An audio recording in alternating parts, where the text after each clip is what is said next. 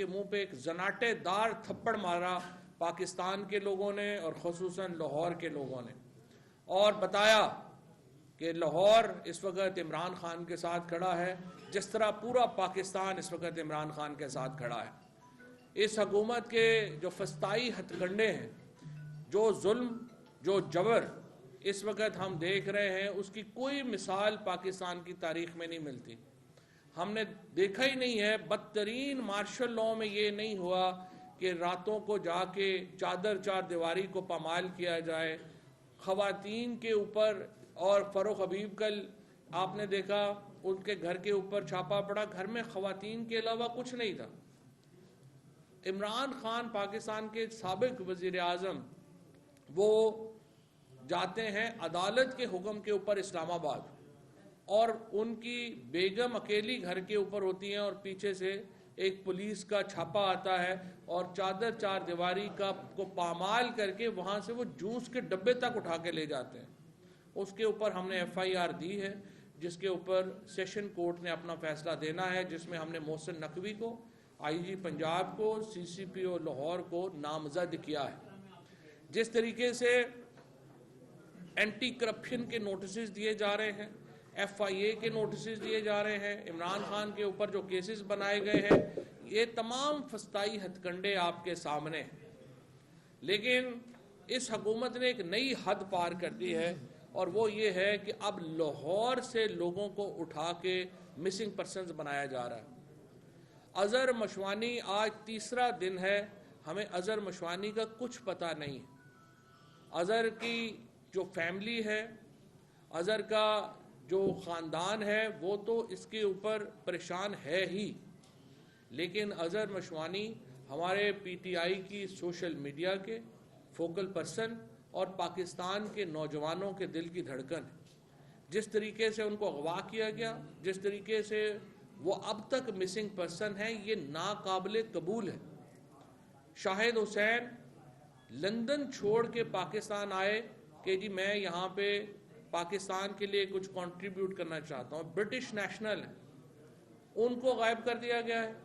ان کا بھی 3 دنوں سے کچھ پتہ نہیں ہے کہ وہ کدھر ہے۔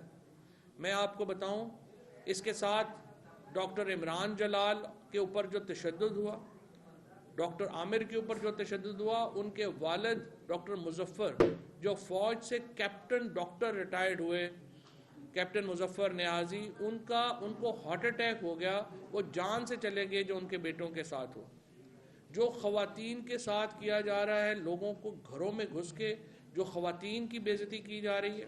عامر مغل جو ہمارے اسلام آباد کے ایک سرکردہ تحریک انصاف کے لیڈر ہیں، ان کے گھر میں گئے، عامر گھر پہ نہیں تھے، ان کے 10 سال کے بچے کو، 13 سال کے بچے اور 15 سال کے بچے کو پولیس اٹھا کے لے گئی کہ جب عامر مغل آئے گا تو پھر ہم ان کو اور حوالے کریں گے۔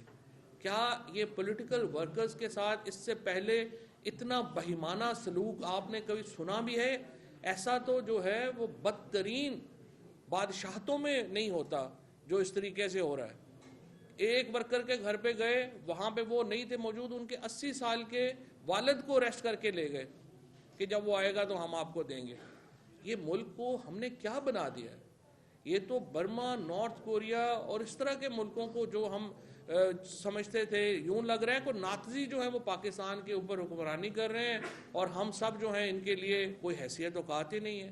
پاکستان کے لوگوں کو آپ اس طرح سے انسلٹ نہیں کر سکتے، پاکستان کے لوگوں کی اس طرح کی بے عزتی برداشت ہم نہیں کر سکتے۔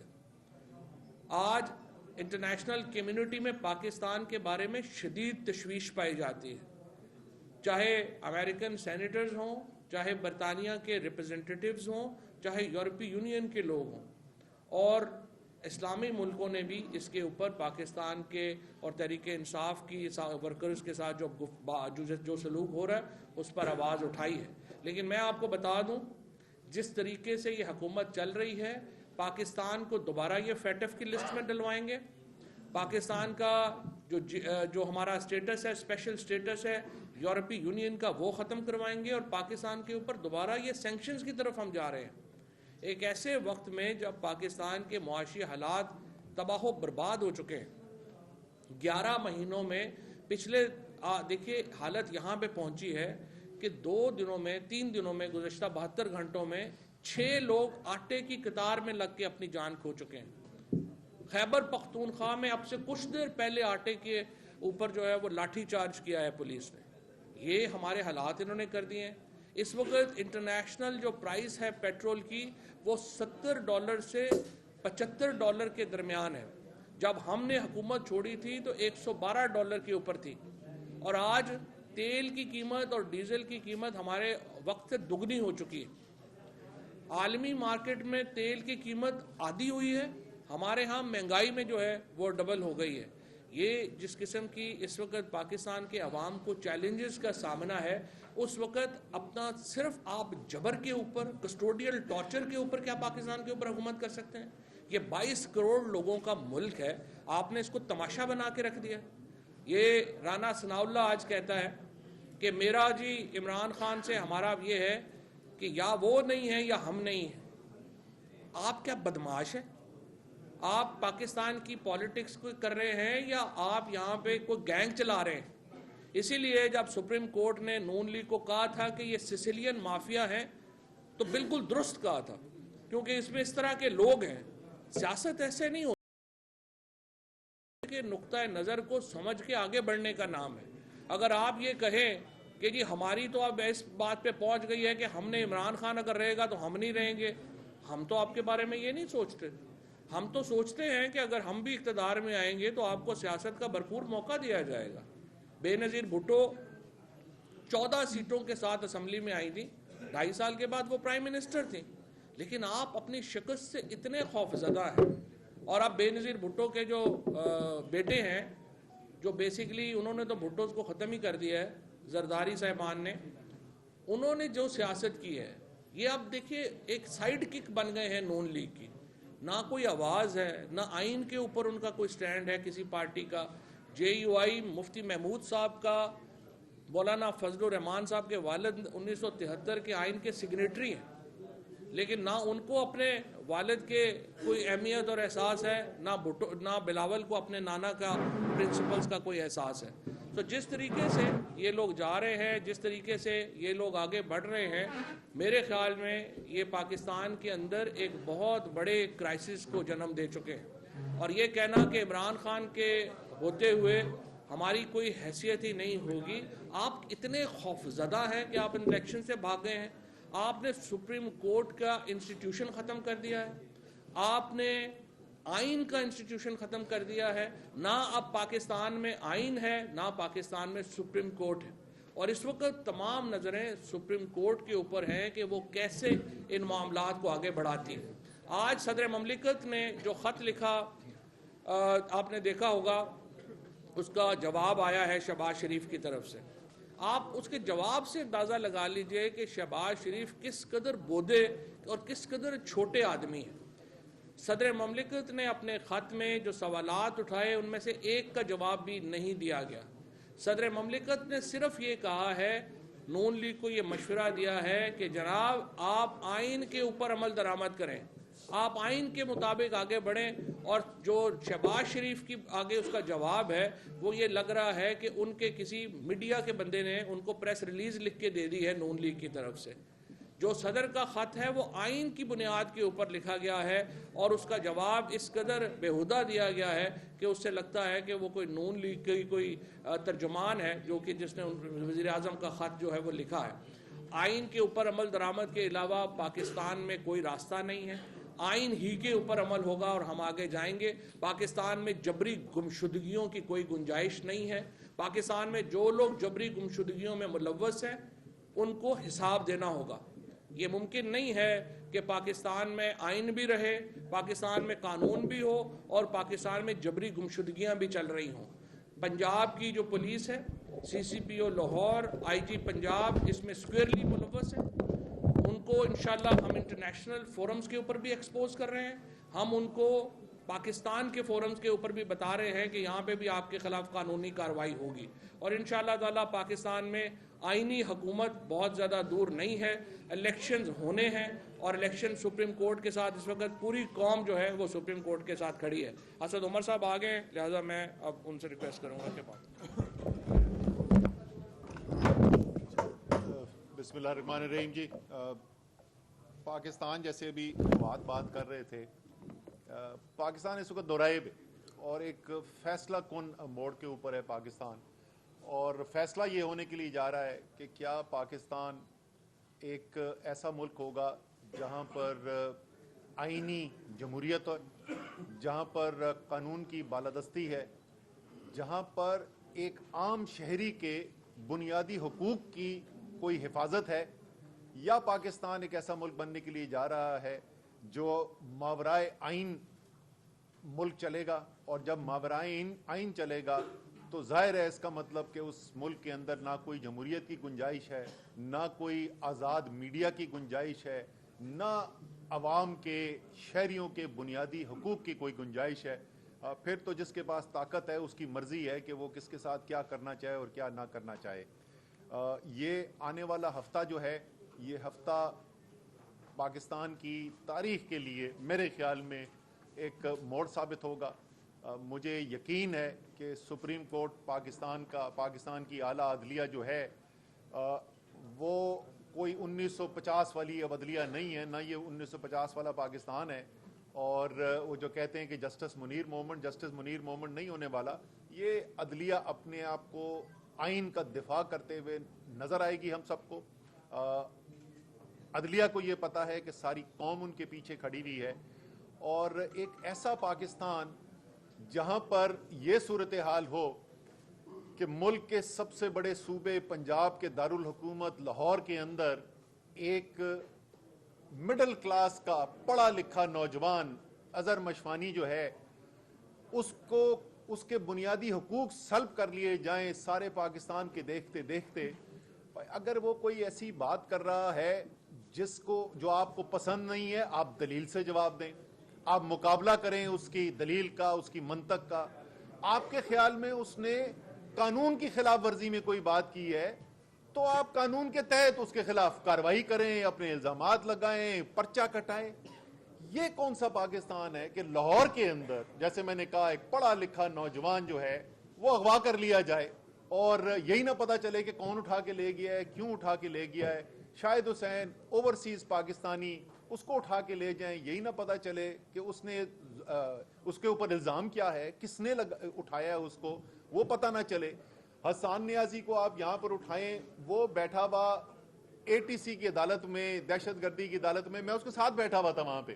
جس وقت کا وہ پرچہ کٹا ہوا ہے کہ وہ پتہ نہیں کیا کر رہا تھا, اس وقت وہ میرے ساتھ بیٹھا ہوا تھا دہشت گردی کی عدالت میں. ہم وہاں سے نکلے, آدھے گھنٹے بعد پتہ چلا ادھر سے اٹھا لیا, ادھر سے اٹھا کے کوئٹہ لے کے چلے گئے. اسلام آباد میں بھی بیل ہو گئی, کوئٹہ میں بیل ہو گئی, اب لاہور کا کوئی پرچہ کاٹ کے رکھ دیا ہے. تو یہ ملک جس طریقے سے ہم چلانے کی کوشش کر رہے ہیں, یہ پاکستان کی تباہی کے علاوہ ہم اس کو کہیں نہیں لے جا رہے. اور جیسے میں نے کہا کہ ایک تاریخی موڑ آ گیا ہے. کل میں لاہور کے عوام کو مبارکباد دینا چاہتا ہوں. الحمدللہ تمام خوف و ہراس, تمام گرفتاریوں, تمام کنٹینرز کے باوجود جس بڑی تعداد میں لاہوری نکلے ہیں اور خود نکلے ہیں. کل تو ہماری کوئی تنظیمیں بھی نہیں, وہ تو بیچارے زیادہ تر تو سینکڑوں بندہ تو گرفتار ہو کے بیٹھا ہوا ہے, تو کوئی ہے بھی نہیں کہ جو موبلائز کرنے والا وہاں پہ ہوتا گراؤنڈ پہ. خود نکلی ہے عوام. لوگ کہتے ہیں اپنے کپتان کے لیے نکلی ہے, اپنے کپتان کے لیے نہیں, اپنے لیے نکلی ہے. ان کو نظر آ رہا ہے کہ پاکستان کا مستقبل کدھر جا رہا ہے. تو انشاءاللہ تعالی پاکستان جو ہے اس تاریک رات سے گزر رہا ہے, اس میں کوئی شک نہیں ہے. فسطائیت اپنے عروج پہ ہے, لیکن میرا ایمان, میرا یقین یہ کہتا ہے کہ رمضان کے مہینے میں پاکستان بنا تھا. اللہ تعالیٰ نے ہمیں ملک دیا تھا ایک رمضان کے مہینے میں, اور رمضان کے اسی مہینے میں انشاءاللہ تعالیٰ اس کی بہتری کا سفر بھی شروع ہوگا, اور انشاءاللہ تعالیٰ پاکستان بہتری کی طرف جائے گا.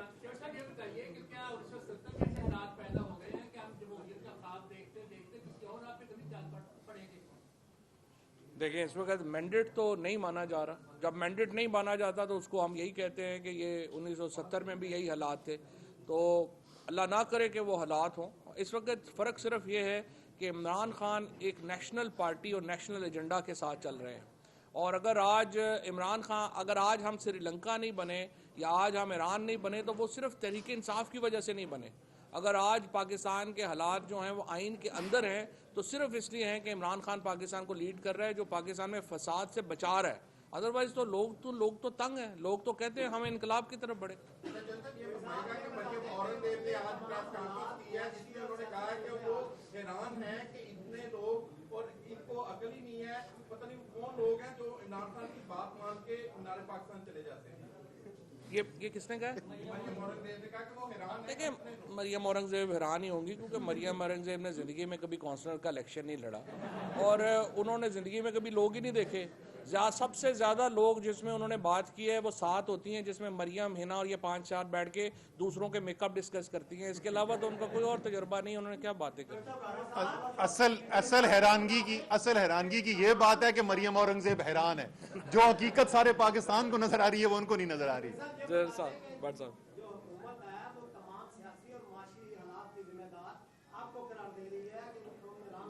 اس پہ جواب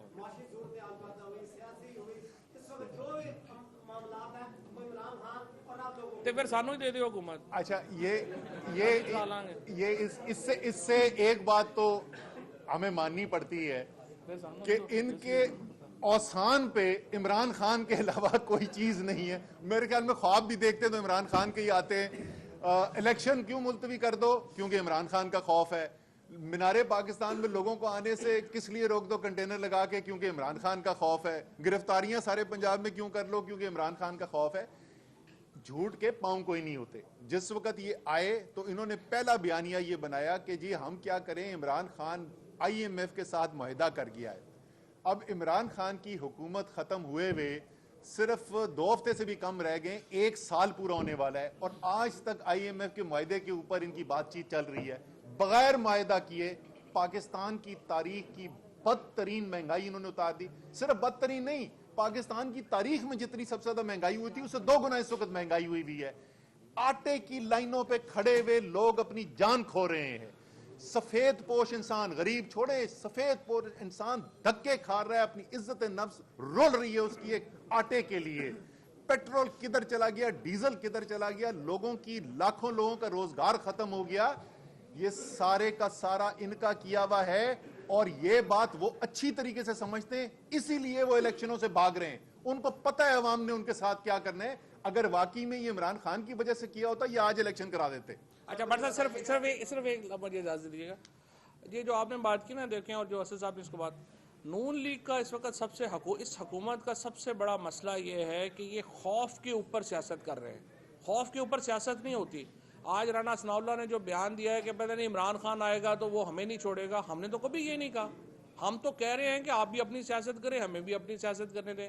اور اگر آپ اس قدر خوف زدہ ہے عوام سے, تو پھر دیکھیں آپ کو اور ضرورت ہے سسٹم کے اندر آنے کی. آپ سسٹم سے باہر ہوں گے, عوام یہاں پہ اگر الیکشن نہ ہوئے اور آپ انقلاب کی طرف چلے گئے تو پھر آپ کا کیا حشر ہوگا. آپ سسٹم میں رہیں. یہ رانا ثناء اللہ سے مجھے ایک چیز یاد آئی. رانا ثناء اللہ کہتے ہیں اب تو دشمنی ہے, یا ان کا وجود ہوگا یا ہمارا وجود ہوگا. تحریک انصاف کی حکومت کس طریقے سے کام کرتی تھی. رانا ثناء اللہ کے خلاف مقدمہ آیا, کابینہ میں اس کی بحث ہوئی, اور اس بحث میں مجھے آج تک یاد ہے فواد چودھری نے اور مزید ہمارے جو ساتھی تھے انہوں نے سخت ترین سوالات کیے باوردی جرنیل صاحب سے کہ یہ جو آپ رانا ثناء اللہ کے اوپر الزام لگا رہے ہیں ہم اس سے مطمئن نہیں ہو رہے. رانا صاحب تحریک انصاف ایسے کام کرتی تھی.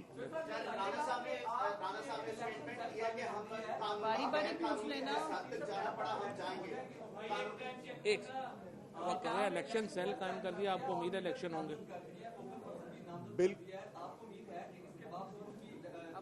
انشاءاللہ جی 100% الیکشن کی طرف ملک جائے گا. یہ کسی صورت میں ممکن نہیں ہے کہ پاکستان کی اعلیٰ عدلیہ پاکستان کے آئین سے انحراف ہونے دے.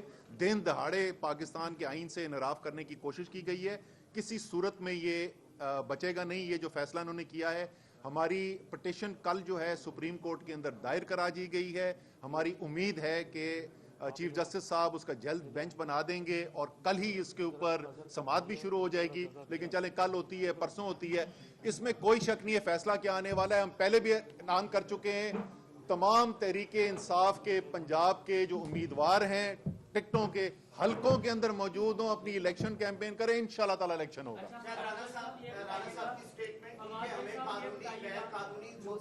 اربا استعمال کرنا پڑا, ہم حد تک جائیں گے, قانونی غیر قانونی جو بھی.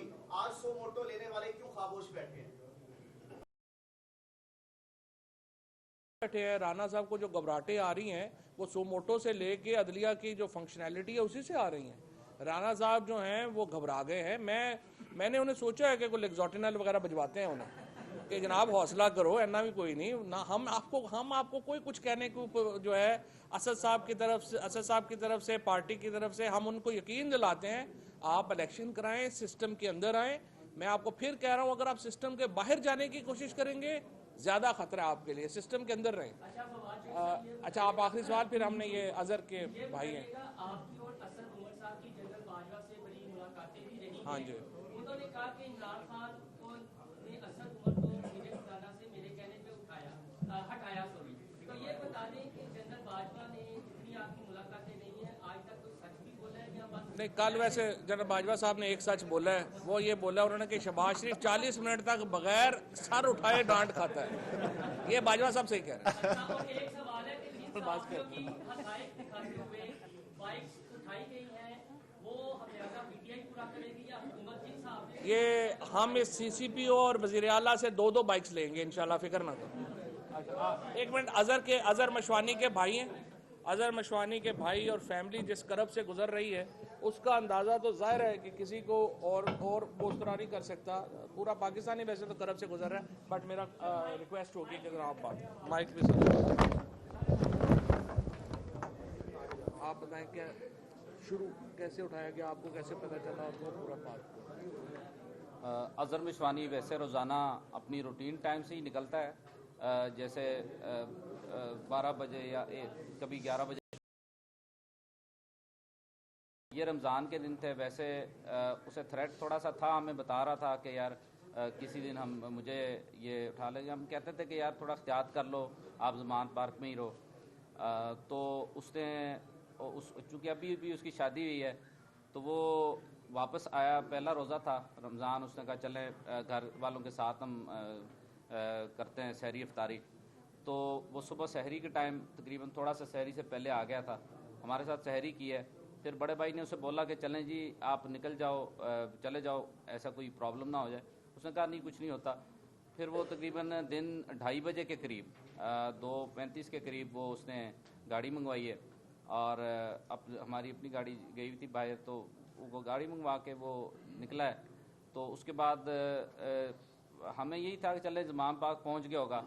تو جب افطاری کا ٹائم ہوا, افطاری کے وقت اس سے ہم اکثر وہ افطاری ساتھ ہی کرتا تھا, تو اس وقت سب کو بے چینی ہوئی کہ یار پہنچا کیوں نہیں ہے, اس نے تو بولا تھا کہ پہلی افطار. تو پھر اس کے بعد اس کے کال کی, اس کی وائف نے بھی کال کی, سب نے, والد صاحب بڑے پریشان ہوئے. ہم نے کال کی, ادھر موسیٰ بھائی سے بھی رابطہ کیا, ارسلان بھائی سے رابطہ کیا, تو انہوں نے کہا ادھر بھی نہیں ہے. پھر اس کے بعد بے چینی بڑھتی گئی, پھر کرتے کافی ٹائم گزر گیا. پھر تمام دوستوں سے پتہ کیا. اس کے بعد پھر ہم نے سوچا کہ چلیں اب یہ قانونی راستہ ظاہر ہے اختیار کرنا ہمارا حق ہے. ہم وہاں تھانے گئے گرین ٹاؤن میں رپورٹ درج کروانے کے لیے. تو انہوں نے رپورٹ ہماری درج نہیں کی, اور انہوں نے کہا جی ہم آپ کی جو درخواست ہے اوپر بھیجیں گے, اور وہ واپس آئے گی تو پھر جو ہم اس پہ آگے عمل کریں گے. اور دوسری بات, جب وہ ہم درخواست دے رہے تھے وہ کہتا ہے کہ اس میں سے آپ پی ٹی آئی والا لفظ نکال دیں تو باقی جو درخواست ہم اس کے بعد ایکسیپٹ کر لیں گے, کیوں ہمیں اوپر سے آرڈر آئے ہیں کہ آپ ایسی کوئی بھی درخواست قبول نہیں کریں گے جس میں پی ٹی آئی کے لکھا ہو, یعنی پی ٹی آئی کے کسی بھی کارکن کی درخواست, کیونکہ ان دنوں کافی سارے پی ٹی آئی کے کارکن آ رہے ہیں وداؤٹ اینی وارنٹ, پتہ بھی نہیں چل رہا. تو اسی طرح سے بھائی بھی گم ہو گیا. پھر اس کے بعد کافی کوشش کے بعد پھر عمران خان صاحب کا شکریہ, انہوں نے ہمیں بلایا, ان سے ملاقات ہوئی, ہم دونوں کے زمان پار بھائی, تو انہوں نے ہمیں ریفر کیا میاں علی اشفاق صاحب کے ساتھ. انہوں نے کافی ہمارے ساتھ کوآپریٹ کیا, لیکن اس کے باوجود بھی یہاں تک دیکھیے کہ ہماری رپورٹ پھر بھی درج ہوئی. کل جا کے رات کو ہماری رپورٹ آلموسٹ 3 دن گزر گئے ہیں, اس کے بعد ہماری رپورٹ درج ہوئی. اس کے بعد بھی تحقیقات کا آغاز بالکل بھی نہیں کیا گیا. بھائی ابھی بھی گمشدہ, ابھی بھی نہیں پتہ کس نے اٹھایا, کون لے گیا. اس اسلامی جمہوریہ پاکستان میں ایک سب سے بڑی پارٹی, پاکستان کی سب سے بڑی پارٹی کا جو پریویس ہمارے پی ایم ہیں جو وہ غائب ہے, اور سارے قانونی جو ہمارا قانون ہے چپ ہے. اور ادارے سارے خاموش ہیں. کوئی ہمیں کم سے کم یہ بتا دے, اس کی خیریت کی خبر دے دیں. اگر اس نے کوئی قانون توڑا ہے تو ہم قانون کے خلاف اس کو جانے کا تو نہیں کہ نہ کبھی وہ قانون کے خلاف گیا ہے. اس کی ساری ٹویٹس اٹھا کے دیکھ لے. ہمیں تو وطن کی جو محبت کی گھٹی دے کے پرورش کیا گیا ہے, ہمارے اور تمام ہم لوگ محب وطن لوگ ہیں. تو اگر ایسا کوئی الزام دھر کے اس کے کسی اور کا اکاؤنٹ اس کے اوپر لگا کر, اور حقیقت یہ ہے کہ جب پی ٹی آئی کے سوشل میڈیا کا مقابلہ نہیں کر سکتے یہ, تو پھر ان کے جو نون لیگ یا باقی جو سوشل میڈیا والے ہیں وہ اوچھے ہتھ کنڈوں پہ آتے ہیں. ان کا نام بھی اس طرح سے دیا ہوا تھا تو ہٹ لسٹ میں تھا یہ. تقریباً اس کے علاوہ بھی ہم پی ٹی آئی کے 700 یا 1000 کے قریب ارکان کو اٹھایا گیا, تو ان کا شاید پتہ چل گیا, لیکن اس کا ابھی تک پتہ نہیں ہے کہ یہ کدھر رکھا گیا ہے, کس کی کہاں ہے.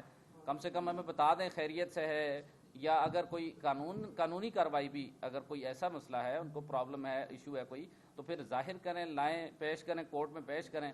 تو اس سے پہلے کوئی تھریٹ کالز آ رہی تھی جب انہیں اٹھایا گیا, اس سے پہلے کوئی فیملی کو تھریٹ کالز یا اظہر کو تھریٹ کالز جو فیملی سے ڈسکس کیا انہوں نے؟ نہیں, تھریٹ کالز کسی قسم کی نہیں آئی.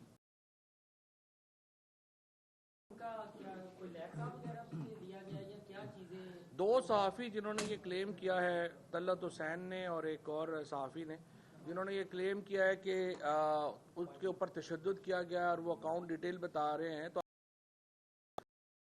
اس کو کہتا ہوں کہ ان کو تو فوراً شامل تفتیش کریں نا, ان سے پوچھیں کہ ان کا کیا سورس ہے, بیکاز یہ تو مسنگ پرسن ہے. ان دونوں کو بلا کے تو ان کا ورژن ریکارڈ کرے پولیس اس پہ کیوں حرکت نہیں کر رہی. اور جس طرح میں نے پہلے عرض کیا ہے, دیکھیں یہ بڑا سنگین مسئلہ ہے, اس سے پاکستان کو عالمی سطح کے اوپر ایک بہت بڑے بحران کا سامنا کرنا پڑے گا. یہ فیٹف میں ہمیں دوبارہ ڈلوائیں گے, یہ ہمارا جو اسپیشل سٹیٹس ہے یورپی یونین کا وہ ختم کروائیں گے. مسنگ پرسنز کی کوئی گنجائش نہیں ہے عالمی قانون میں, اور اس وقت پوری دنیا پاکستان میں ہیومن رائٹس کی جو حالات ہیں ان کو دیکھ کے پریشان ہے. اب ہم جا کے پروٹیسٹ ہم نے کرنا ہے, ہم نے اس میں شامل ہونا ہے. Thank you.